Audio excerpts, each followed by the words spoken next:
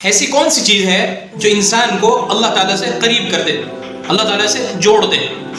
نہیں پتا تو میں بتاتا ہوں۔ حضور اکرم صلی اللہ علیہ وسلم نے ارشاد فرمایا، حدیث پاک کا مفہوم ہے کہ جب مومن اپنے اخلاق کو درست کر لیتا ہے، اپنے اخلاق کی وجہ سے، ایک مومن بندہ اپنے اخلاق کی وجہ سے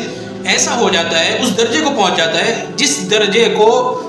یعنی سمجھیے کہ ایک شخص ہے رات بھر عبادت کر رہا ہے اور دن میں روزے رکھ رہا ہے، یعنی جتنا ثواب ان کو ملے گا ان کے ثواب کے درجے کو پا لیتا ہے ایک مومن جس کے اخلاق اچھے ہوں۔ اللہ اکبر، یعنی جس کے اخلاق اچھے ہوں گے تو محمد رسول اللہ نے فرمایا وہ ایسا ہے جیسے رات بھر عبادت کرنے والا ہو اور دن بھر روزہ رکھنے والا ہو۔